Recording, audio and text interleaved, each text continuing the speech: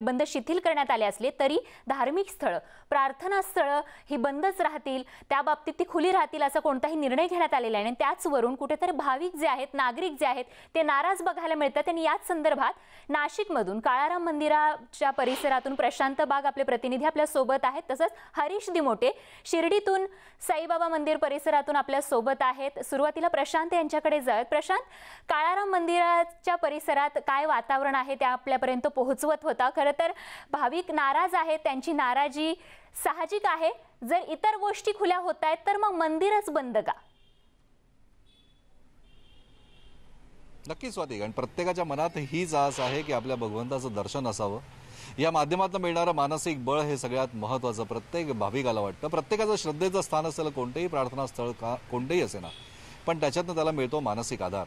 आता आपल्याबरोबर ते सगळे काका, आजोबा, मावशी सगळे आहेत। हे सगळ्यांची दुसरी पिढी स्वाती हे सामूहिक गीता पठण काळाराम मंदिरात नियमित करतात, पण लॉकडाऊन असल्यामुळे मंदिर बंद आहे, त्याच्या समोरच्या श्रीराम बागेत करतात। निर्बंध शिथिल झाले आजोबा, पण अजून मंदिरं खुली झाली नाही, काय वाटतंय? नाही, वाटायला आता उघडं व्हायलाच पाहिजेत, कारण आम्ही खूप अपेक्षा करतो आणि जवळजवळ 2 वर्षापासून आम्ही इथं मंदिराच्या समोर इथं गीतापाठ वगैरे करतो आणि आमची अशी इच्छा आहे की राम मंदिर लवकरात लवकर उघडावं अशी आमची इच्छा आहे सर्वांची। नक्कीच सेवेमध्ये तुमचा कोणताच खंड कधीच पडला नाही आजी, काय भावना आहेत? दरुशने हा लाभ पद्मनाभ जोडियाला अनेक संतांनी रामरायाच्या दर्शनाचा लाभ घेतलाय, आम्हालाही तो दररोज मिळावा। आम्ही तुमचे सगळे नियम सांभाळू, पण दर्शनाचा लाभ मिळावा एवढी त्यामुळे मानसिक शक्ती येते कोरोनाच्या संकटाला तोंड देण्याची। म्हणून मग आमची इच्छा आहे की लवकर आम्हाला मंदिरात रामाचं दर्शन व्हावं। दर्शन व्हावं ही इच्छा, मनोकामना कशी पूर्ण होणार तुमची? काय सरकारला मागणी आहे? हीच अपेक्षा आहे की आमचं दर्शन व्हावं म्हणून, बाकी दुसरं काही नाही। आम्ही नित्यनेमानं रोज येतो, गीता पाठ करतो, सहस्रनाम घेतो, रामरक्षा घेतो, एवढीच। टायमिंगवर जरी खोललं ना तरी चालेल, 7 ते 4 म्हणा किंवा 6 म्हणा, 7 म्हणा, एवढ्या वेळेवर जरी खुललं ना, दर्शन जरी घडलं ना, त्याच्यात खूप महत्त्वाचं आहे। आमचं रोजचं रामरक्षा होतं, विष्णू सहस्रनाम होतं, गीतापाठ होतो आणि ज्ञानेश्वरी पारायण सुद्धा होतं। खरंय तुमचं की ऊन असो, पाऊस असो, थंडी असो, तुमचा गीता पठण हे अखंड आहे। रोजचा नित्यनेम आम्हाला मिळावा आणि हीच आमची रामरायाजवळ अपेक्षा आहे। सरकारी नियमाचं आम्ही आजपर्यंत पालन करत आलो आहे आणि खंड न पडता आम्ही ह्या बागेमध्ये ज्ञानेश्वरी पारायण झालं, दासबोधाचं पारायण झालं, गुरुचरित्राचं पारायण चालू आहे सध्या, असं आम्ही नित्यनेमान चालू रामरक्षा। आणि हेच सगळं तुम्हाला मंदिराच्या समोर करायला मिळावं। नित्यनेम पाहिजे आम्हाला। आम्ही आम्ही रोज सकाळी 9ला आलो का 11 वाजेपर्यंत इथंच असतो। रोज आम्हाला रामाच्या चरणी पाहिजे आम्हाला। आजी काय सांगाल, सरकारकडे काय मागणी? 1947 सालापासून आम्ही गोलवाड्यात राहायला आलोय। आता माझी वय 78 आहे। आम्ही रोज दर्शन घ्यायचं, पण आज वर्ष झाले आम्हाला दर्शन नाही आहे। आषाढी एकादशीला सुद्धा आम्हाला दर्शन घडू दिलं नाही। तू काही करा, मेहरबानी करा, आम्ही मरेपर्यंत तरी आमचं दर्शन व्हायला पाहिजे, एवढीच विनंती। काही वेळा शब्द सुद्धा आपल्याला अपूर्ण वाटतात, भावना सुद्धा गोठून येतात। आणखीन याच ठिकाणी प्रत्येक भाविकाच्या मनातली हीच इच्छा आहे की हे रामराया तुझं किवाड खिलू दे। अनेक वर्षापासून आम्ही काळाराम मंदिरामध्ये नित्यनेम करतो। आता कोरोनाच्या निर्बंधामुळे गार्डनमध्ये करतो आणि इथे अनेक ज्ञानेश्वरी पारायण केलं, दासबोध पारायण केलं, गुरुचरित्र पारायण सध्या चालू आहे। सरकारला, मायबाप सरकारला आमची अशी विनंती आहे की आता निर्बंध शिथिल होत चाललेले, कोरोनाचे सर्व नियम पाळायला आम्ही तयार आहोत। ते सगळ्यात महत्वाचं की आस तुझ्या दर्शनाची साध घाली माझ्या मनाला, रे रामाया खुलू दे किवाड तुझे, दे मती या सरकारला। ही बोलकी भावना, बोलकी प्रतिक्रिया किंवा बोलकी मागणी या नाशिकच्या भावकऱ्यांची आहे, या भाविकांची आहे। हीच मला वाटतं सगळ्यात महत्वाची आहे की मद्यालय सुरू झाले, निर्बंधासहित का होईना, पण देवालय सुद्धा सुरू करा। अगदी प्रशांत, आणि ही आर्त हाक की आमचा परमेश्वर आम्हाला बघण्यासाठी निर्बंध ठेवा, काही तासांचा कालावधी ठेवा, पण मंदिरं खुली करा, ही आर्त हाक सरकारपर्यंत पोहोचते का आणि त्यावरती काय उपाय सरकारकडून होतो का हे बघणं महत्त्वाचं ठरणार आहे। नाशिकमधून अशीच अपडेट घेत राहू। तिकडे शिर्डीला नेमकी काय परिस्थिती आहे जाणून घेणार आहोत. शिर्डीकरांचं काय म्हणणं आहे. अर्थातच साईबाबा देखील अनेकांचं श्रद्धास्थान आहे. हरीश दिमोटे शिर्डीतून आपल्या सोबत आहेत. हरीश, बरेच जण फक्त कळसाचं दर्शन घेऊनच जात आहेत आणि काल देखील नवी नियमावली आली, पण मंदिरं खुली करण्यासंदर्भात कोणताच निर्णय झालेला नाही.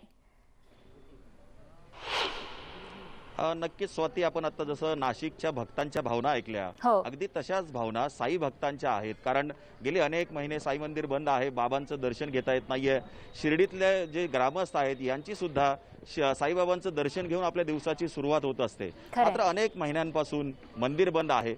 अनेक जिल्हे आज अनलॉक होत आहेत. मात्र अहमदनगर जिल्ह्यातली परिस्थिती जी आहे ती कोरोनाची वाढत चालली आहे. त्यामुळे जिल्ह्यातले जे निर्बंध आहेत ते जसेच्या तसेच राहत आहेत. मंदिरं देखील खुली होत नाहीये.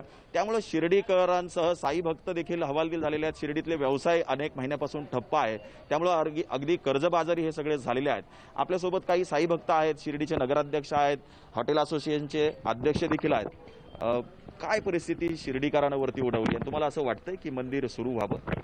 मंदिर सुरू होणं खूप गरजेचा विषय आहे आणि गेले 1.5 वर्ष झालं शिर्डी शहर पूर्ण ठप्प झालेलं आहे.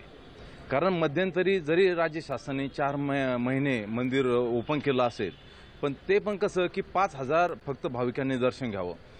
इतर वेळेस रोजचे 1 लाख भाविक दर्शन घेत असत. मग ते 5,000 भाविक जे दर्शनाला येणार ते कोणाकोणाला व्यवसाय देणार? म्हणजे गेल्या 1.5 वर्षापासून शिर्डी पूर्ण ठप्प झालेली आहे. व्याज काढलेलं आहे लोकांनी, व्यवसाय उभे केलेले आहेत, व्याजावर व्याज चालू आहे. MSCB येऊन लाईट कट करते, प्रेशर करते, वीज बिल भरा. निम्मे अर्धे सगळे हॉटेल आणि दुकानदार यांचे वीज कनेक्शन कट करण्यात आलेले आहेत. राज्य शासनाने याच्यात तात्काळ निर्णय घेणं गरजेचं आहे. आम्ही राज्य शासनाकडे काही भीक मागत नाही किंवा त्यांच्याकडे वेगळं काही मागत नाही.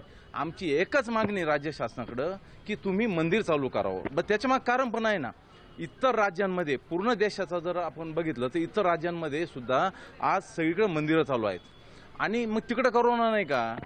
आणि राज्य शासन जी काय महाराष्ट्रातल्या जनतेची जी काळजी घेत आहे त्याच्याबद्दल आम्ही आभारी आहोत. त्याच्याबद्दल दुमत नाही, पण मग त्यांनी आमची पण दुसरी काळजी घ्यावं ना. म्हणजे जर इतर राज्यांमध्ये मंदिर सुरू आहेत तर मग शिर्डीतलं मंदिर का सुरू नाही? नगराध्यक्ष देखील आहेत. काय परिस्थिती शिर्डीकरांवर उडवली आणि इथले किती व्यावसायिक या सगळ्या शिर्डीतल्या भक्तांवरती मंदिरावरती अवलंबून आहेत? नाही, शिर्डीमध्ये जी अर्थव्यवस्था आहे ती सगळी साईबाबांच्या मंदिरावर अवलंबून आहे आणि त्याच्यामुळे संपूर्ण शिर्डी शहर 1.5 वर्षापासून ठप्प झाले. लोक आर्थिकदृष्ट्या एकदम दुर्बल झाले आहेत. स्थलांतर केलं, अनेक हजारो लोकांनी स्थलांतर केलेले, कारण व्यवसायच नाही शिर्डीमध्ये. आणि वीज कनेक्शन बिलं भरायची परिस्थिती नसल्यामुळे वीज कनेक्शन कट करण्यात येत आहेत. शासनाचं याबाबत कुठलं धोरण नाही. शासनाच्या नियमाचं पालन करूनच हे सगळं लॉकडाऊन झालेलं आहे, मंदिर बंद आहे. बालाजीसारखं मंदिर दुसऱ्या लाटेत सुद्धा सुरू आहे, तर मग शिर्डीचं मंदिर सुरू का नाही? काहीतरी प्रमाणात नियमाचं पालन करून शिर्डी सुरू केली पाहिजे. याचं कारण असं आहे की शिर्डीची व्यवस्था, अर्थव्यवस्था जर शिर्डी मंदिरावर अवलंबून आहे. राष्ट्रीय आपत्ती, नैसर्गिक आपत्ती झाल्यानंतर शासन मदत करतं. मग इथं तुमच्या मदतीची आम्हाला गरज नाही, पण आहे ते आमचं बाबांचं मंदिर सुरू केलं तर शिर्डीची जी अर्थव्यवस्था ही पुन्हा व्यवस्थित होईल आणि शिर्डीचे लोक ज्या अडचणीत आलेले आर्थिकदृष्ट्या ते पुन्हा सक्षमपणे व्यवसाय करू शकतील. त्याच्यामुळे सरकारने तातडीने मंदिर सुरू करावं ही आमची शिर्डीकरांची मागणी आहे. स्वाती, तातडीने सरकारने मंदिर सुरू करावं अशाच शिर्डीकरांच्या भावना आहेत आणि गेली अनेक महिने सगळं ठप्प आहे. त्यामुळे अनेकांनी जे कर्ज काढलेले आहेत त्याचं व्याज भरता येत नाहीये, वीज बिल भरता येत नाहीये. त्यामुळं शिर्डीकरांची अपेक्षा आहे, साई भक्तांची देखील अपेक्षा आहे, काही निर्बंध ठेवून साई मंदिर सुरू करायला हवं. स्वाती, अगदी हरीश, त्यामुळे भक्तांची तर हीच इच्छा आहे की परमेश्वराचं, भगवंताचं दर्शन आम्हाला व्हावं, पण मंदिरासोबत मंदिराशी जोडले जाणारे हे अर्थकारण देखील पाहणं महत्त्वाचं आहे राज्य सरकारनं. आणि त्यामुळे त्या दृष्टीने राज्य सरकार काही पावलं उचलतं का, निर्णय घेतं का, हे पाहणं महत्त्वाचं आहे. आणि त्याचसाठी ही आपली खास वृत्तमालिका राज्यातल्या प्रत्येक सर्वसामान्य माणसाच्या मनात या घडीला, या निर्बंधांना